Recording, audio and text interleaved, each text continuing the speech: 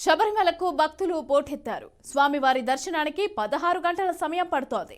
దీంతో ట్రావెన్కోర్ బోర్డు పైన భక్తులు తీవ్ర ఆగ్రహం వ్యక్తం చేస్తున్నారు. త్వరగా దర్శనం ఏర్పాట్లు చేయాలని భక్తులు డిమాండ్ చేస్తున్నారు. ఇక మరోవైపు భక్తుల రద్దీ దృష్ట్యా ఈ నెల 10వ తేదీ నుంచి స్పాట్ బుకింగ్ రద్దు ట్రావెన్కోర్ బోర్డు కూడా కీలక నిర్ణయం తీసుకుంది.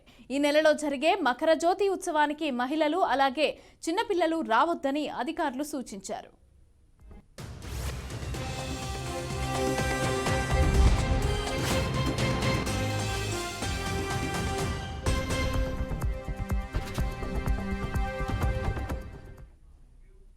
రైట్, ఇక శబరిమలకైతే భక్తులు పోటెత్తుతున్నారు. అయితే ట్రావెన్కోర్ బోర్డుకు సంబంధించి అయితే భక్తులు తీవ్ర అసంతృప్తి వ్యక్తం చేస్తున్నారు, ఆగ్రహం కూడా వ్యక్తం చేస్తున్నారు. అయితే దర్శనం ఏర్పాట్లు కూడా త్వరగా చేయాలి అనేది కూడా భక్తులు అయితే చెప్పడం జరుగుతోంది. అయితే దీనికి సంబంధించి పూర్తి డీటెయిల్స్ మా ప్రతినిధి క్రాంతి అందిస్తారు. క్రాంతి.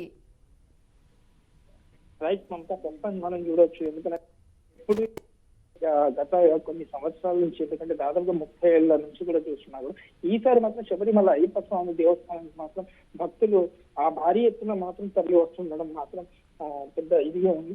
ఎందుకంటే ఇప్పుడు మనం చూస్తున్నట్లయితే ప్రతిరోజు దాదాపు ఇప్పటికీ 80,000కు పైగా దర్శించుకుంటున్నట్లు మనకు ఇప్పటికే ట్రావెన్కోర్ దేవస్థానం కూడా ప్రకటిస్తుంది. మీడియా ముందుకు కావచ్చు, ఇటు సివిల్ స్వాములు కావచ్చు, లేదంటే అయ్యప్ప భక్తులు, మణికంఠులు ఎక్కడెక్కడ అంటే ప్రతి రాష్ట్రం నుంచి మనకి ఇప్పుడు చూసుకున్నట్లయితే ఆంధ్ర కావచ్చు, తెలంగాణ, మధ్యప్రదేశ్ కావచ్చు, లేదు అంటే ఇటు తమిళనాడు కావచ్చు, కర్ణాటక, కేరళ నుంచి ఎన్నో విధాలుగా ఎక్కడెక్కడి నుంచో ఈ భక్తులు. కానీ ఈసారి మాత్రం ఎప్పుడూ లేని విధంగా ఇప్పటికే ట్రావెన్కోర్ కూడా వివరించింది ఏంటంటే 250 కోట్లకు పైగా ఆదాయం కూడా వచ్చినట్టుగా మనకు ట్రావెన్కోర్ దేవస్థానం చెప్పడం జరిగింది.